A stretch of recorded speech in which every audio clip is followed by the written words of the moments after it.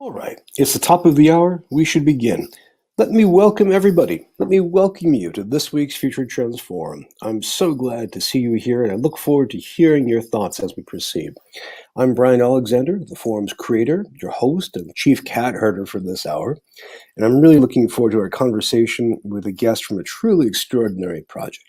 Before we begin, let me introduce the forum. Let me describe what it is, where it came from, and how it works. So first of all, the forum is a discussion-based space. What I'm doing right now, talking at you and showing you a slide, is only going to happen for a minute. The main purpose here is to have conversation between people practicing in, interested in, and thinking about higher education's future. Now, this is a spin-off from a very different project, the FTTE report. The Future Trends in Technology Education project is an ongoing trends analysis that's been running for close on a decade, taking a look at more than 80 major trends reshaping higher education as we know it. If you haven't seen it before, go to ftte.us, download a few sample copies, and if you're interested, subscribe. Now, both the forum and the FTT report are part of a broader project called the Future of Education Observatory. This is an ongoing, participatory, and open attempt to try to grapple with where education is going. And this includes the forum, it includes the FTT report, it also includes a blog, it includes an online book club about which we have an important note later today. It also includes some more stuff, including a bookstore. So if you haven't seen this, go to futureofeducation.us and learn more. Now, we can only do this work with the help of some very generous supporters, and I'd like to thank them before we proceed. So, first of all, I'd like to thank NYSERNet from New York State. This is an organization that helps that state's colleges and universities get online and do great things with broadband. NYSERNet is a terrific support group. They do great professional development, great research, and I'm really grateful to them for their help. We're also grateful to Shindig because Shindig makes available the technology that we're using right now. So before we proceed, let me explain a little bit about how the technology works in case you haven't been here for a while or in case you're new. Where I am right now and where this slide is just for a second is called the stage. And it's called that because everybody involved in this video conference can see and hear what goes on the stage. In a little while, you can join us. This is where our guest will be. In fact, we can have up to 4 people up here at a given time. So you can think of this as a kind of pop-up panel for a conversation. Now, right below us, if you look around, you'll see dozens of either silhouettes or video feeds or pictures of people. And each of those represents one or more people signing in from somewhere in the world. Now, if you'd like to talk to one of them, there are a few ways. One fun thing to do is double click on their icon. And if they want to talk to you, your 2 icons will click together like Legos. You can have your own private audiovisual conversation, which is pretty neat. But you can also have conversations with everybody here, including myself and our guest. Let me explain how that works. Look down the bottom of the screen. You'll see a white strip running along it, and it's a few important buttons. On the leftmost edge, you'll see a button that has a number and the silhouettes of humans. Right now, the number is 3940 right now. And if you click on that, 2 windows will pop up. On the left, you'll see a kind of film strip view of everybody who's here. So you can mouse over a person. You can see Lance Eaton or Nancy, librarian, or Shel Sachs or Dada Carcalsa. And you can learn a bit more about them. On the right side is a chat box. And it's a basic chat box, a typical chat box where you can type in comments, questions, thoughts, URLs.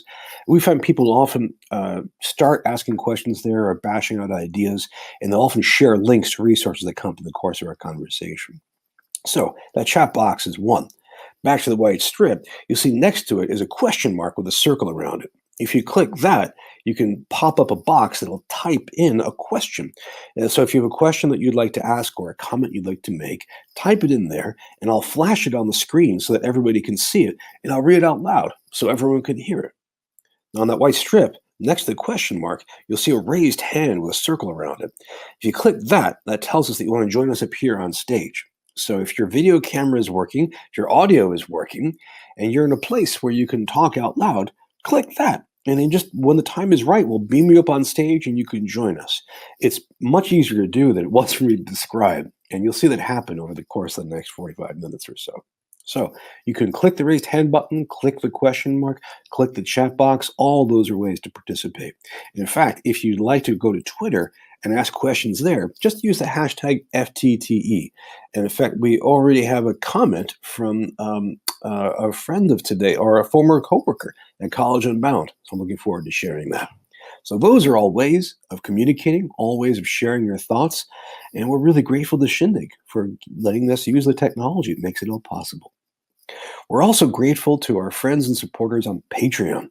Now, if you haven't seen Patreon, this is a crowdfunding site like Kickstarter or GoFundMe, and it lets you collaboratively support someone or a project that you value. In this case, it's our project, the Future of Education Observatory.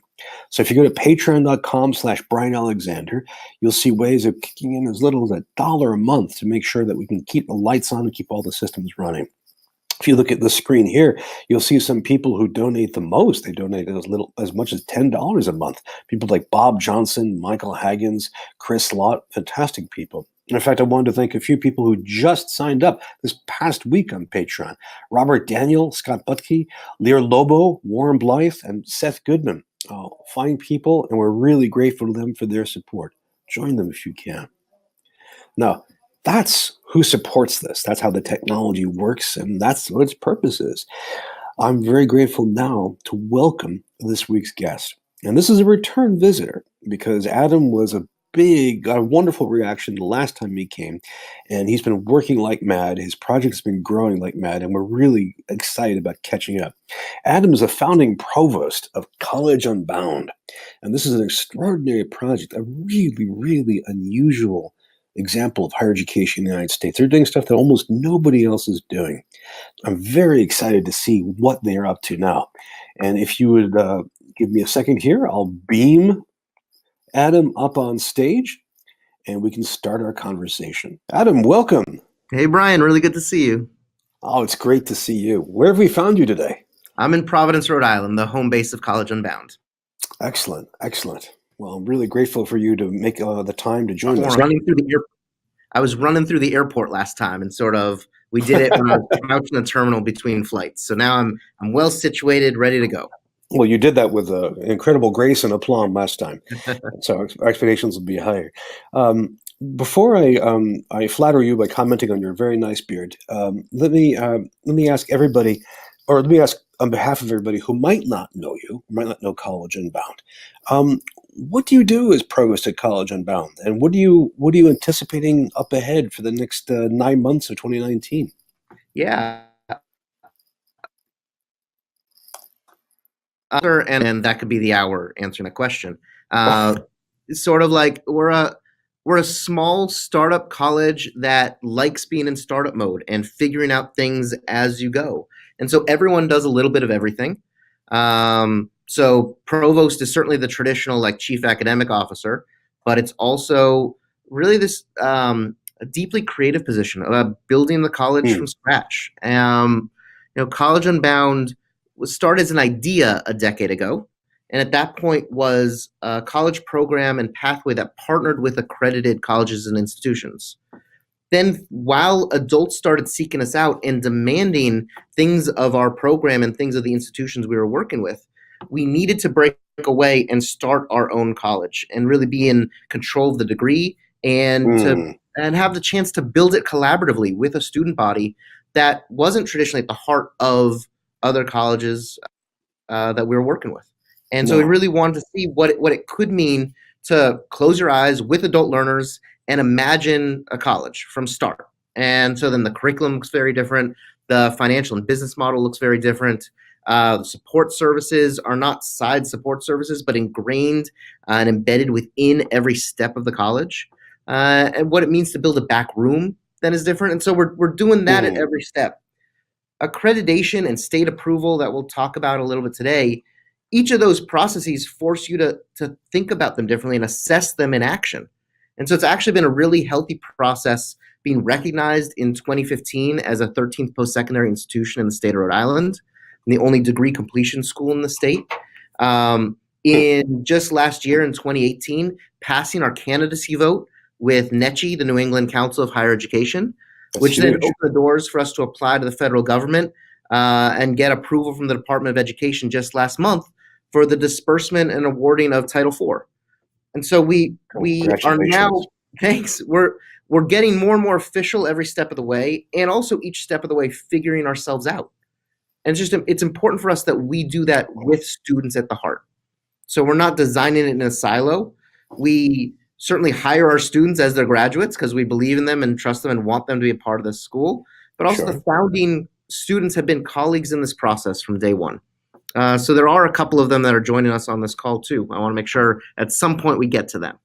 Well, I love that you do that, and I have so many questions. But friends, I have a whole stack of questions, but your questions are more important. So I'm just going to start off with a couple, but please bring up your own questions. And again, use the different tools at the bottom of the screen. Use the question mark or raise your hand. You can see that Adam will be quite delighted to answer questions. The one I just want to pass on a comment actually that came on Twitter. This is from Suzanne Walsh. So she says she's great to see you here. She was your program officer, and she wants to ask about the hardest lessons from the early years.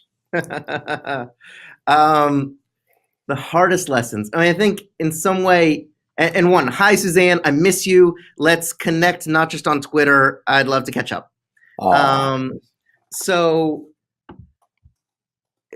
it's a funny question because the lessons you learn are the ones that then inform the college you become, and so you reflect on them romantically, even of like how sweet that we went through that to get to where we are. I think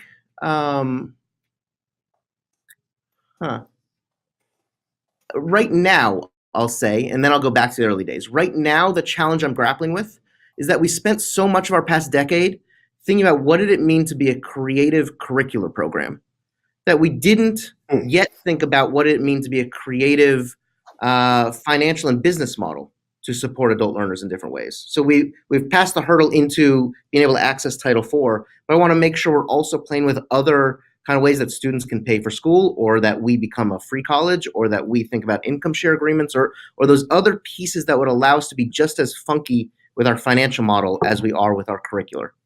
I think challenges from those early days we were cutely naive every step of the way. And so each step thought we had solved the thing, but then you also end up stepping in the muck of that next thing you create. So my theory of change in those early days was that I was so excited for College Unbound to be partnered with a whole consortium of colleges. We were going to have 25 colleges all around the country and embed students in our pathway within each of those. And it was going to be the sweet way where we were going to advance for a degree at these other traditional institutions. And institutions institutionalize, and institutions protect themselves, and institutions are slow to change. And that's the kind of, in some way, what you earn by being an institution, that you can ingrain yourself in that way. But to be a partner with that meant we were never in an equal position to be able to push and challenge institutions. And as we got clearer and clearer about what our adult learners needed, it became clear that we needed to break away. And I think we fought that change for a lot of years. Helping us plan and think about it since 2007 and before. We didn't become our own institution until 2015. And so those first 6 years were really us trying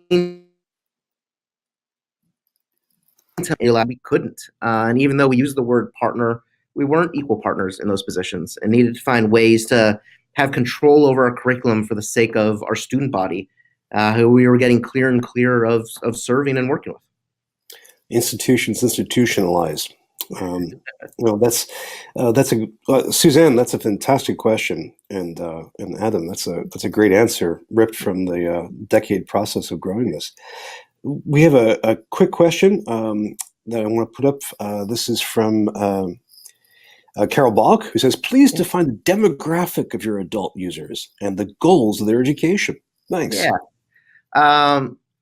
So in those early days, when we first started working with adult learners, adults really sought us out. And it was just like a Facebook post I made on a Sunday that was like, who started college and not finished, and come to our campus on Tuesday and there'll be pizza.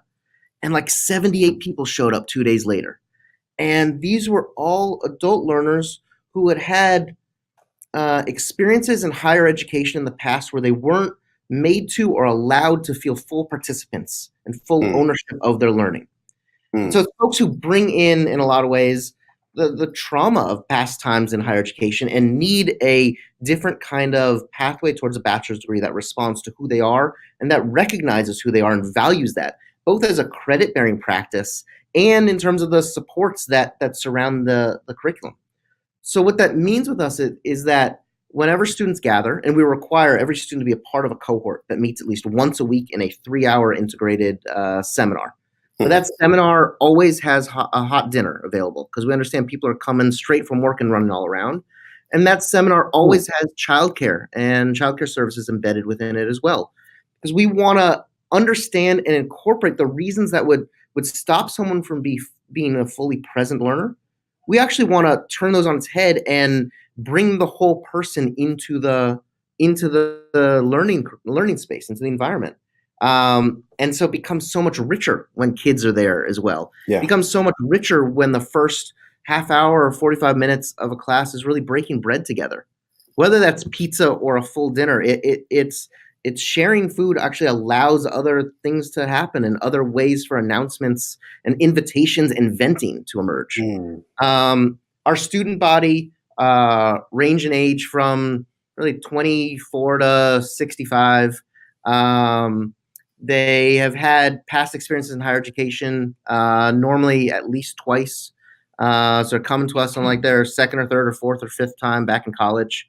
mm, mm. I have a student who's about to graduate that just wrote this amazingly vulnerable and awesome piece to his classmates about how this is the 8th time that he's gone to college. And Wow. so even though he's about to graduate and should be sharing in that glowing, like sharing that success, he also feels this sense of shame that it took 8 times. And so Sure. it's a student body that's grappling with all of those mixed emotions as they work towards their degree. Mm, Um, they're primarily students of color, primarily qualifying for full Pell Awards. mhm, Um, and so I really think about how do we embed the curriculum around justice and power and difference in conversation with things about workforce needs and how to move up in your job or get the career that you're working towards, as well as things like financial fitness and literacy and those practical things that students bring into the classroom that they also want help grappling with and engaging with. That's a tremendous wraparound set of services you provide, financial literacy to a hot dinner. Um, I've got to ask one quick question, and then we have some people to bring up on stage. Is the funding model for this primarily through Pell Grants? Is that the main angle of support, or?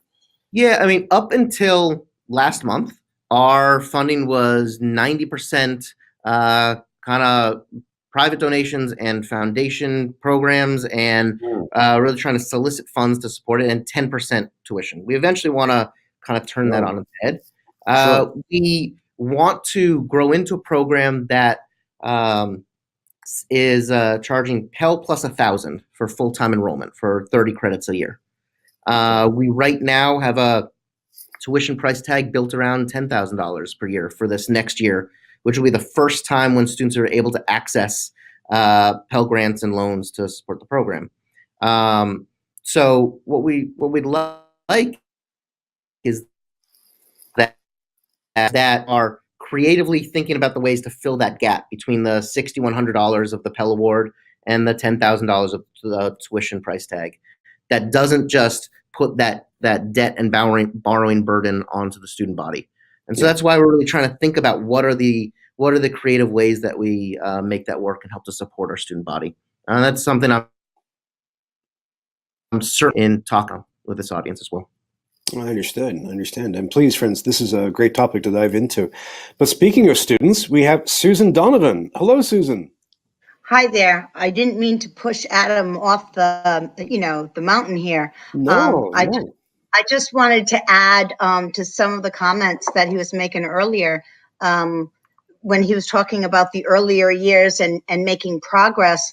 And a lot of the things that I've seen develop over the past couple of years that I've been involved in the program is just the peer-to-peer interaction and really seeing some of the burden of responsibility and the shift from, student and college advisor to peer-to-peer, and really seeing the cohorts bond and connect and support each other, as well as the development of alum, people graduating and coming back because they're engaged and, they believe in this community and they want to give back and they want to stay connected. And that's, that's really amazing. This is my third time going back. When I graduated high school, college wasn't feasible. It wasn't a possibility. It wasn't something that was encouraged. And after I raised my children, it was a dream that I always wanted to go to college. And I kept hearing about this College Unbound through some friends, and was fortunate, enough a few years ago. I applied and started the program a couple of years ago. So I expect to be graduating June of 2020. And I'm one of the more mature students in the cohort, and it doesn't matter. It doesn't matter. We're a great diverse group, and we all have different skills, and we're really able to support each other in the best way that we can. And the curriculum is really built so that it's connected to real life. And we all have personal projects that we've developed based on our passions that we're able to move forward. And the coursework helps us to develop the skills that we need to move the projects forward. When I was going to other traditional colleges, there was none of that. There was no community engagement. It was very sterile. And, I didn't leave energized and excited. I left depleted. So when you leave depleted at 9, 10 o'clock at night, and you get up the next morning at 6 because you have responsibilities and you need to work full time because you have responsibilities at home, it doesn't last too long. You can't maintain that pace. So that's why College Unbound has been a real great balance for my life. That's fantastic, Susan. Can we keep you on stage for a bit so that people Just can for ask a minute? I can see Elijah is in the audience there, and he's a lot younger than me, so he probably has a lot more to say. Oh, I wouldn't say that. Elijah, I'm going to bring you up in just a sec. So friends, please, I've been interrogating poor Adam for a few minutes, and now is your chance to interrogate not just him as a provost, but also Susan as a student. And I have one quick question, if I could, for you, Susan. You began by talking about the value of peer-to-peer learning, which is great. And then you ended by saying that the student body is so diverse in all kinds of ways, including their backgrounds and their skills. So is part of the real benefit of learning from College Unbound that you get to learn from so many peers as well as from the faculty? Oh, absolutely. Because when I'm 56. When I was raising my children, it was a different time. There were different things. Now I'm with 20, 30, 40-year-olds, and I'm learning how are they doing things in the classroom today? What are your children expected to learn? How are they learning? How are your teachers engaging your children? How are they engaging families? What is the expectation today? And that's exciting, and that's very interesting for me to hear. And what are you doing as a family in your communities, and what's available to you, as a family, and it's very interesting to see the different dynamics as to what we had access to 10, 20, 30 years ago. And it's great. We do a lot of sharing, and some of us are more analytical and some are more creative, and we pool our talents. We really pool our talents, which is nice. Oh, that sounds great. I would just add, Brian, the diversity of each of our cohorts. So Sue is a part of a cohort of about 15 others. It's very But they're also all are balancing so much in addition to being college students. It's folks who, as my colleague Dave Scobie, who's on the call too, says, it's folks who don't center their life around the identity of being a student. Right. So you need to design a college then that recognizes learning embedded into daily practices of knowledge making and finds ways to credentialize that and help support that. So these are students that don't want to go back to the diversity of a traditional college classroom. Like they don't want to be the adult student in the classroom with other 18 to 22-year-olds. They want to be in classes and in learning environments with folks who are finding ways to always embed and engage and apply their learning into daily practice. Apply that learning in a way that energizes you. It doesn't. It's always deplete you. connected. Right. So the Exactly. questions they're bringing in. Yeah. Well, let me. This is fascinating. And friends, please don't let me hog the mic. There's an awful lot of questions to bring up here. We have another one that comes up. This is a good question from Carol Balk from Pittsburgh, who says, it sounds as though there are a lot of soft skills being developed. Are there interest degrees related to interests, or is a humanities bachelor's degree? Yeah.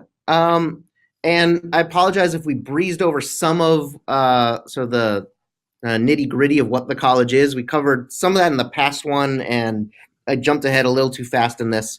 All students are enrolled in a single degree program that we have, a Bachelor of Arts in Organizational Leadership and Change.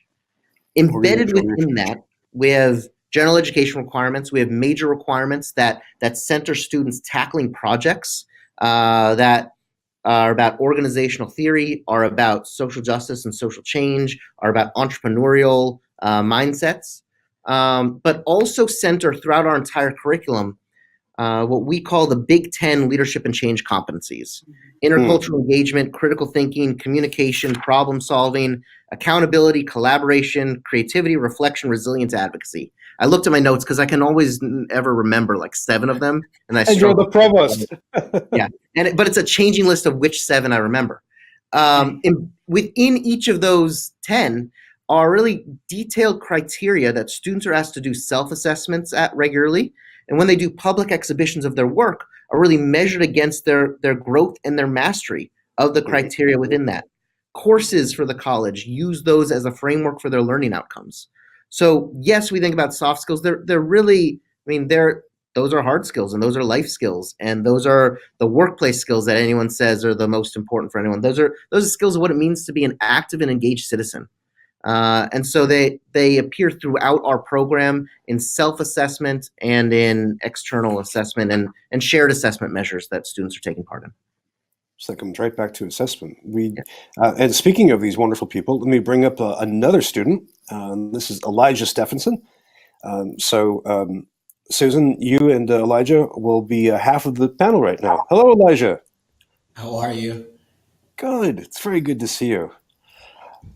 Thank you for coming. Thank you for having me. And where are you today? Are you also in Rhode Island? I am in Rhode Island. Yeah, I'm actually at work. Oh, excellent. Well, I'm glad that you made the time. Thank you very much. I have so many questions for all of you. I'm just have to say, at the structural level, I'm so glad to see not just a provost, but also 2 students from your program as well. One I'd like to ask about is how big is the entire student body now? How many students are there? How many of you are you? So I'll take a stab at that, and then you guys can talk about it through your cohort. We really think about the unit is the cohort of the 12 to 15 students, and that can take place anywhere. And so Sue and Elijah are a part of a cohort in Providence that meets on Monday nights. On Tuesday nights, there's a cohort that meets in the conference room of the United Way of Rhode Island. On Wednesday nights, there's 2 cohorts that meet down in Newport at the Quidnick Island Adult Learning Center. Throughout the week, there are cohorts that meet within the ACI, the Adult Correctional Institutions, the carceral facilities of Rhode Island, in minimum, medium, maximum, and women's facility. So we really think about building and embedding these cohorts into spaces where adult learners are already connected and embedded and engaging with one another. And how do you value and recognize that learning and help accentuate it in different ways? Please, we had an issue with Elijah's connection. I'm just trying to fix it right now. But Carol, do you want to speak to your cohort of about 15? So Susan, what do you want to talk about the group that you came in with? Some of them are graduating this year. Many of you guys are continuing on. But can you talk about your culture of how you've learned to work together? Oh, and it's time, it's that relationship building. And we've done a lot of different group activities over the past 2 years. And we all have individual and unique projects, but many of them overlap. So based on interest areas and information that we've shared, we've been able to make time to kind of check and connect. So if someone is doing a project and I may have a resource, we can connect that way and share resources to help each other further ourselves along in these projects. And you see a lot of that going on. Sometimes you may see folks work together to further a project. Sometimes there's social, there may be outside of the classroom some, social time being spent together, depending on courses that are being taken. Students are working together, in that, manner. For exhibitions, usually twice a semester, we're presenting on the work that we've learned and demonstrating where we're at with our projects, and we may do that in a group setting. So we're working, and we mix it up. Sometimes we mix it up depending on what type of projects we're working on. So we do get to know each other rather well, which is nice. And that's where you're able to balance, and pull together, teams that are really going to bring out the best in each other. Yeah, I think that idea of you guys all starting together as a cohort and moving through to graduation, it mirrors graduate school and folks starting as a cohort together and then finishing their dissertations at different points. So they're a cohort, and Susan part of a cohort that all started together in January of 2017. And as folks are finishing their projects and their degree requirements, they're wrapping up their bachelor's. But it's really important that that group stays together, not just as a student services advising group, but as one that's deeply enmeshed in one another's curriculum and one another's work. Because then over time, you're building relationships in ways that you're not designing artificial group projects for the sake of a class, because Brian, the professor, said that's the assignment that's due in December. You're all doing work and finding ways to have help lift one another up and be a part of one another's work and life, really, truly authentically. Oh, that's wonderful. I have to ask as well. You have all these cohorts that are in different locations. How do they communicate together? I mean, so let me ask. Susan, I called you Carol before, and I have no idea where that came from in my brain. But how do you sense? How do you intersect with the other students in the program beyond your cohort? Well, sometimes we'll go and observe. We'll go watch exhibitions for other cohorts, or they'll come and observe cohorts exhibitions for ours. We do have a couple of members, in the Newport cohorts, that may take a course or two with us, because they need it, in order, to fulfill their requirements for graduation. So we do connect, depending on, where their journey's taking them. Understood. I don't know if this chart, do you see it, Brian? Are you able to? I can see the blobs. I can see the shapes. Okay. So I'll use the shapes to point things out. So every student, like Sue, is enrolled in the Workplace and World Laboratory. It's their weekly seminar that they meet with. Right. Regardless of what cohort you're in, you could be taking part in courses or in other learning experiences that go across cohort. So Sue can be in a class with students from Newport or United Way. She could be doing what we call learning in public, engaged learning experiences of student-proposed independent studies with students from throughout the state. It's just important for us also to have that fixed cohort environment that has weekly meetings with their main lab faculty. Interesting. Now, how much online work do you do? Not face to face in the same room, but how much online conversation and so forth do you do? A lot this week. Yeah. No, I'm in Boston this week, so I'm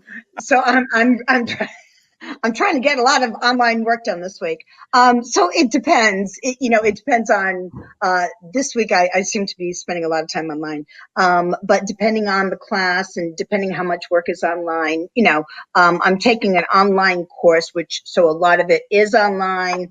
It depends on the reading and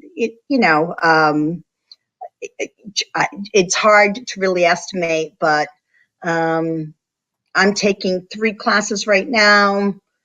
So I don't know. I'm probably spending about 25 to 30 hours a week on my classroom work, between online and in the classroom.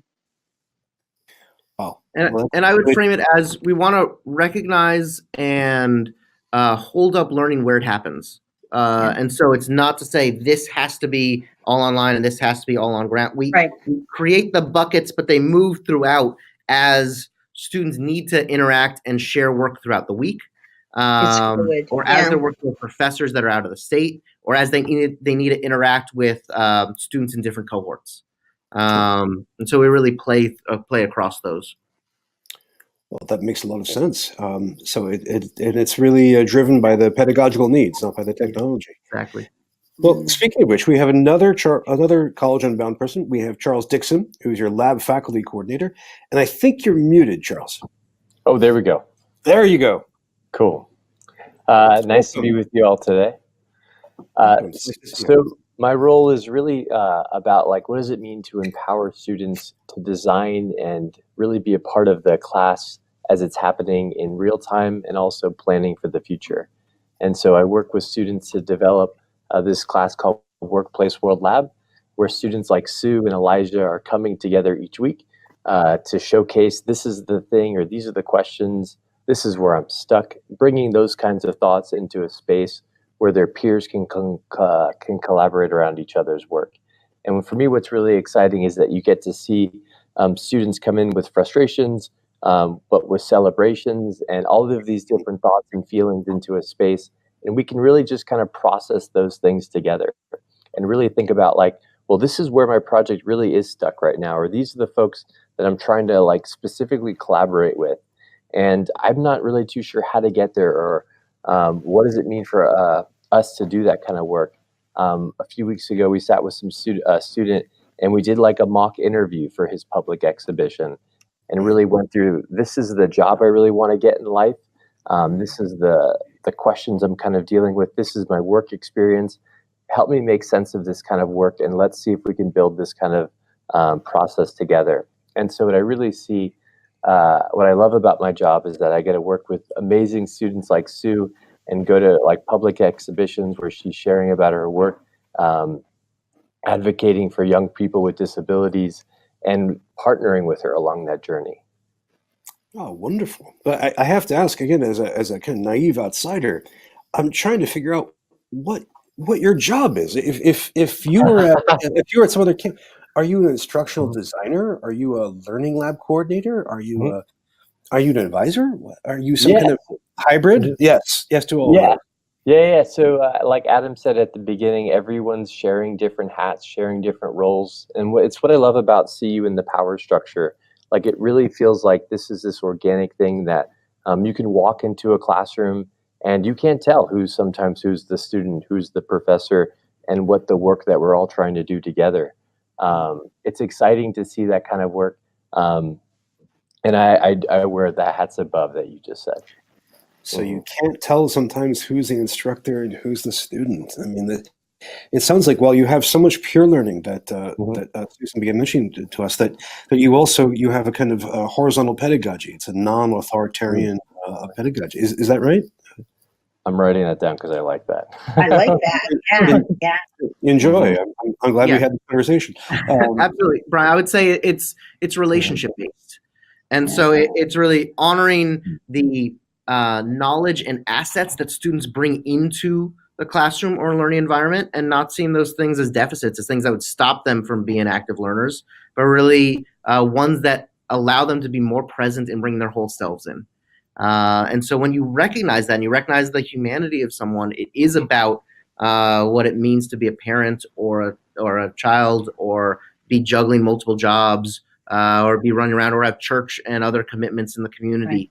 Right. And those things become a part of the classroom environment. And so Chris then, as a professor as well, is bringing those pieces of himself into that environment.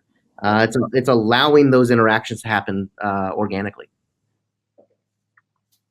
That's fantastic. Yeah. Oh, go ahead, please. Oh yeah, no, and I see a lot of this role as like, what does it mean for me?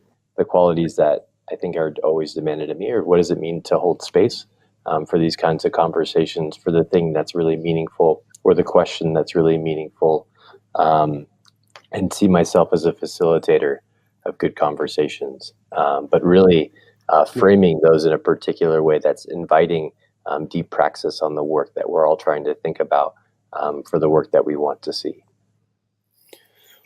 Well, I have I'm just astonished by this. It seems like you're describing a college from parallel dimension. This is our second time. Right. At some point, you can't be astonished anymore. You just have to see it in action. I live to be astonished, and I will. But we want to bring Elijah by. So, but I have to kick one of you off. Who wants to? Kick me off. You can take me off, please. No, you just got here. You can kick me off. Oh, it's a race to the bottom. Charles, I'm going to take you off right now because I have to avoid showing favoritism to people with beards. So I'll bring you back. I'll bring you back in just a minute. Hang on a second.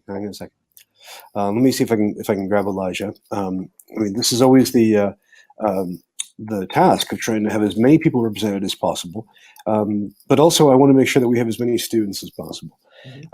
So let's see, Elijah. Hi. Hey, Elijah, we get you? Well, give a second for the connection to kick in. And I think he's over the mobile app right now. So he's coming. Susan, what projects that you were working on most recently? Okay, so my project is to create a network of resources and information for young adults with intellectual and developmental disabilities so that they have the tools that they need to be able to make informed decisions. So it started off with phase one of kind of identifying some funding that would be able to provide sponsorship for them to attend a couple of different conferences and some leadership training during the course of a year to give them access to workshops and access to some peer mentors to get them some information and training, and processes to help empower them to know that it's okay for them to make decisions for themselves about their lives, and then for them to understand some of the topics that are really going to be important to them in adulthood. And then to kind of pull it all together, the end result is to create a podcast. And the podcast now is kind of the last piece of my project.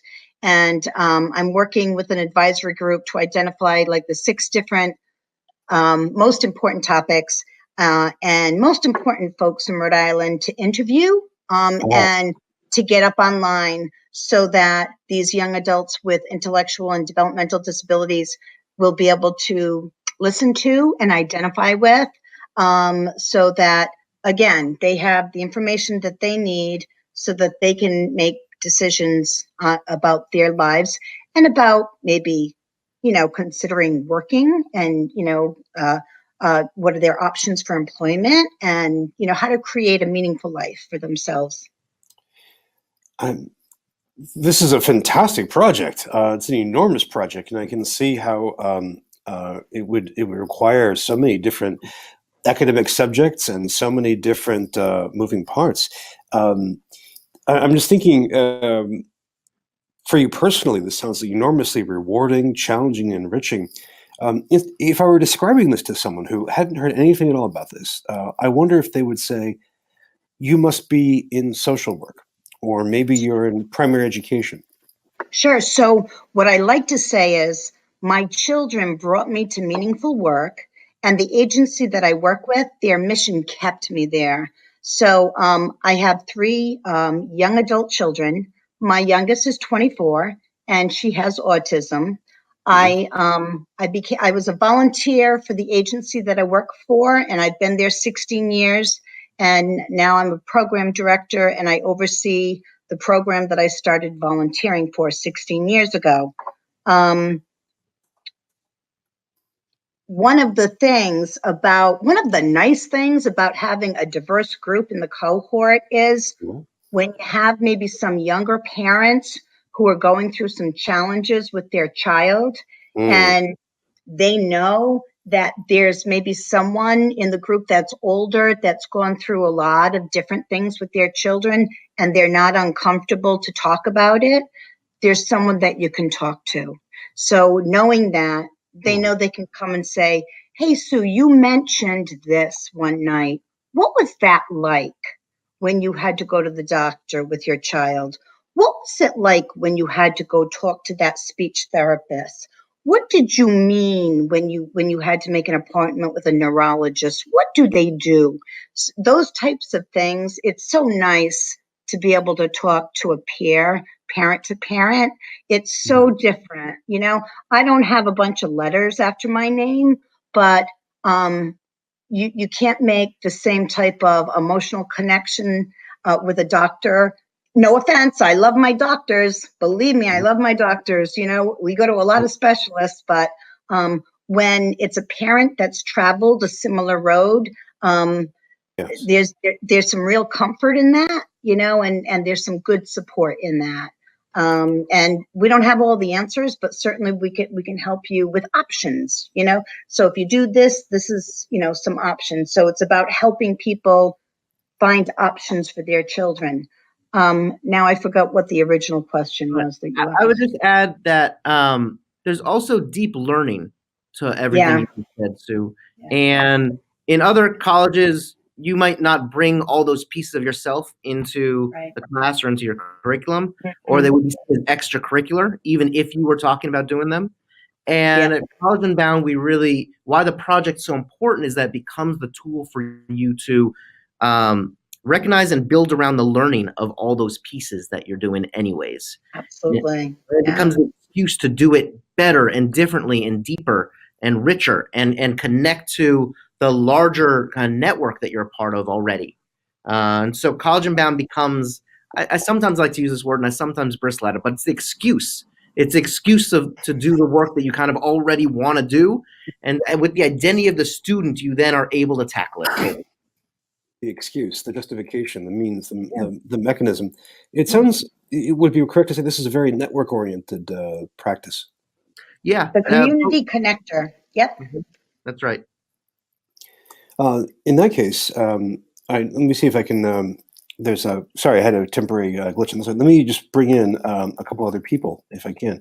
Let me bring Charles Dixon back up because I want to ask him about part of this and how this works. So while he's coming up, Susan, you've been in different levels of schooling before. Did you have to rethink and relearn how to be a student in order to do this?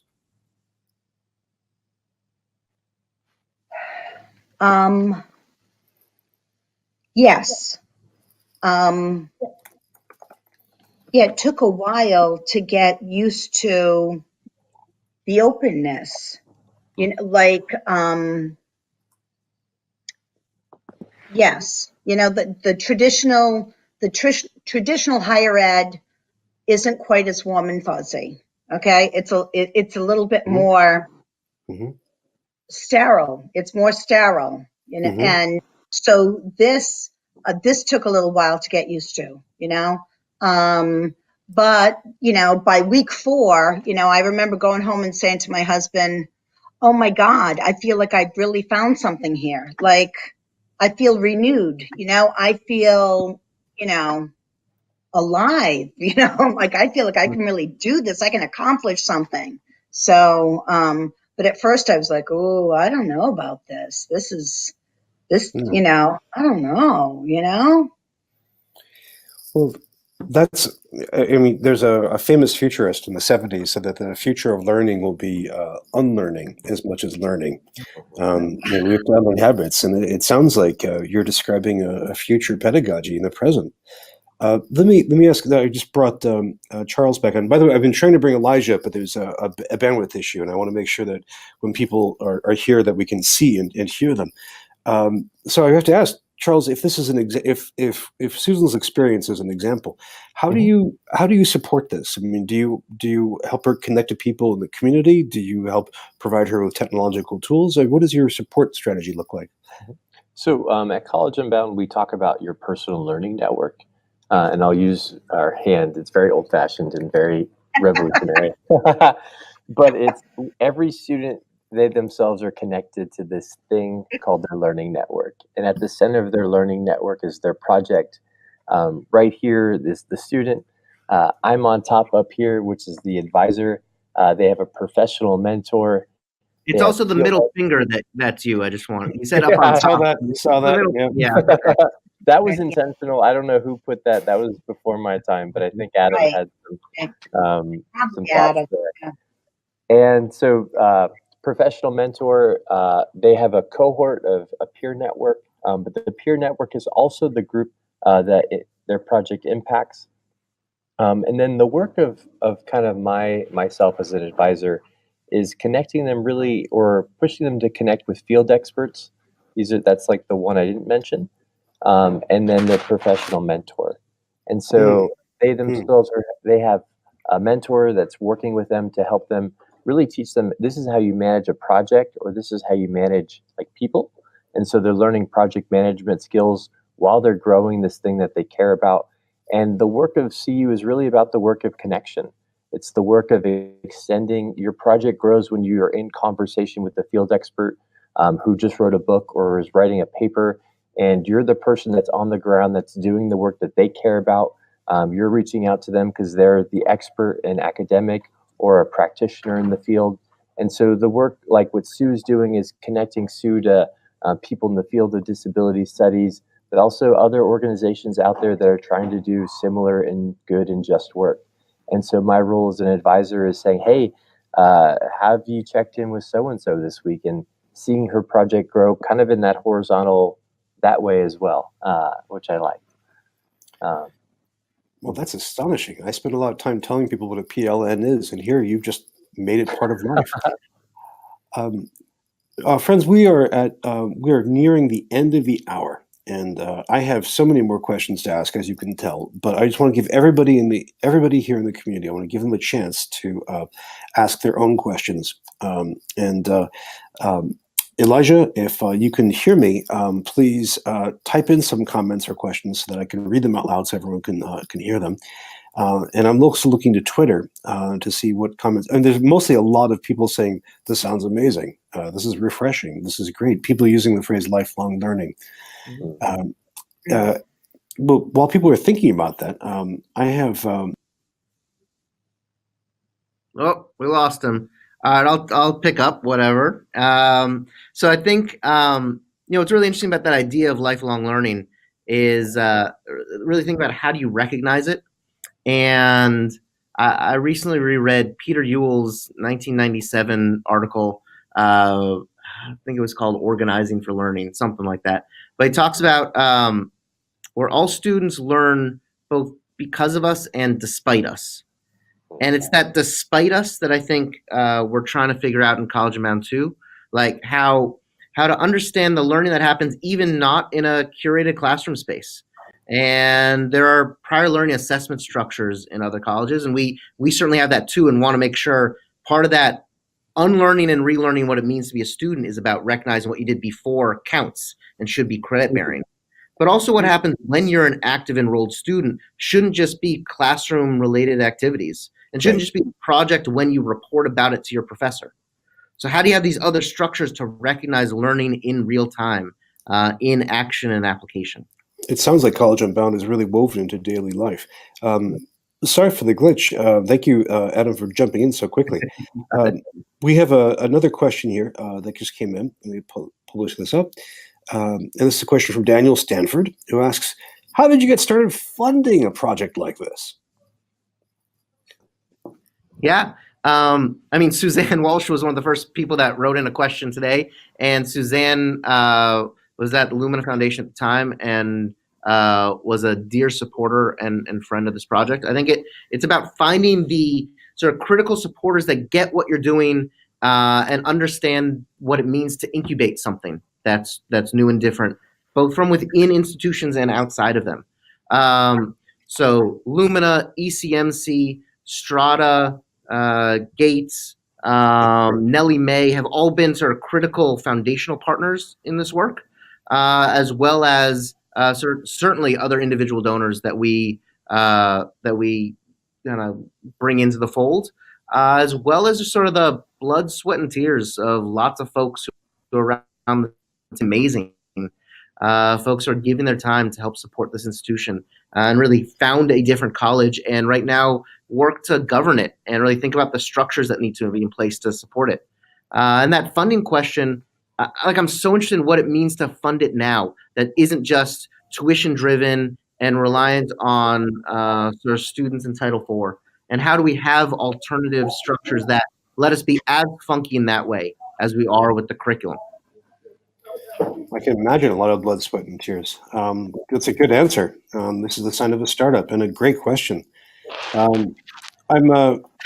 always ask people where their project is going in the future. But what I'd like to ask is, I'd like to ask Susan, if you could imagine, where does College Unbound end up in 10 years? What does it look like in the year 2029? What do you think? It grows. It grows. It's in Cape Verde. It's all over the place. It's worldwide. Yeah. And I'm going to travel around the world setting up the alum associations at all of the College Unbounds around the world. Oh, fantastic. Fantastic. That's a great vision. And especially in the winter, I can imagine you might want to travel somewhere away from the Northeast. Yeah, that's what I'll do. That'll be a good idea. That's a great vision for this. So we may have all we'll be witnessing just the early days of what will be one of the great world institutions. Elijah has a comment. I just want to bring this in. He said, "College Unbound has been great for him, and what he appreciates is the patience that Adam and Chris has had for him." So I can see that from their patience right here. They've been very patient with me and a lot of it. I'm glad to hear it, Elijah. Thank you. And we have one last question that also came in from Matt Schneider, who has a wonderful title from Johns Hopkins. Let me just bring him up, or bring up his question. He says, I know that you use a PLA to document and analyze how your experience outside the classroom could translate to course credits. How do you determine that? Do you use a type of rubric or an XAPI? Yeah, that's a great question. As we started to design this very funky college, we also wanted to make sure we had assessment structures in place that people could see and understand from the outside. So our prior learning assessment program partners with CALE, the Council for Adults and Experiential Learning, and is connected to their Learning Counts program. We teach a course, a required course as a part of everyone's first year in College Unbound that is about learning theory and recognizing sort of how to document learning, how and where it happens. Out of that course, students are submitting 2 types of portfolios to CALE, and they are matching those portfolios with assessors. One is a written portfolio, and so students are thinking about the work they do in the world and connecting it to a syllabus from any accredited college, and that gets assessed through CALE. Then they also sit for an oral exam in something that we piloted called the Structured Interview Protocol. For students especially who are English later language learners, also all of our students would come in anxious writers, and the written portfolio is a hard one to tackle. They sit for an oral exam around learning theory tied to leadership. And out of that, they're able to propose and try to document up to 3 credits of of college credit tied to a course in leadership and organizations. And again, that's assessed through Kale's structure. But it allows us to really think about which way students can most authentically reflect the learning they do in daily practice. Wow, that's a meticulous answer to a really solid question.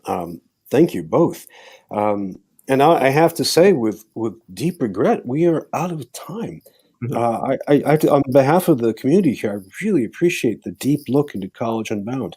Having a lab faculty coordinator who Charles seems to be doing all kinds of things, to the visionary and practical provost Adam, to Susan and Elijah, having students up here was the very best.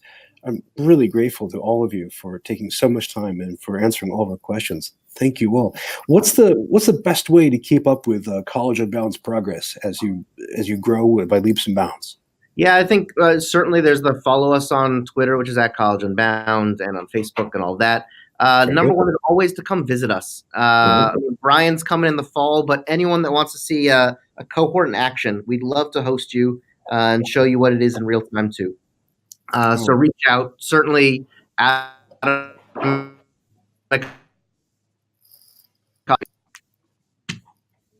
well, thank you. I'm sure that many listeners and watchers from today's conversation, both now and later, will definitely want to come visit you, and we'll see you online.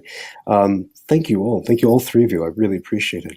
But don't leave, everybody. I have to show you what is up for our next schedule, and I'll just put that up right now so you can see where we're going. Again, thank you all, by the way, for your good comments and good questions. Now, next week, next Thursday, we're going to have Rebecca Ferguson from the Open University. She has published and helped lead publishing the Innovative Pedagogy 2019 report, which is a fascinating document. So we'll get a chance to read that, and we'll get to discuss it and see where that's headed. Now, also, our book club has just started its new reading, Shoshana Zubov's The Age of Surveillance Capitalism. So later today, the full agenda will go up. If you haven't gotten a copy yet, grab one from your local library or from our bookstore. Speaking of which, if you'd like to go there, head to brianalexander.org/bookstore and grab a copy of Zubov's book from there. All proceeds go to help keep everything going here. It's a very exciting and very important book. If you'd like to talk about the book, if you want to talk about College Unbound, if you want to talk about the future of higher education, we have all kinds of ways of doing that. We have groups on Slack, Facebook, and LinkedIn. You can follow me on Twitter. And you can follow Shindig across social media. So thank you all so much for your good questions. I'm really glad you're all here for this, I think, really extraordinary discussion. Thank you all. We'll see you next time. Bye-bye.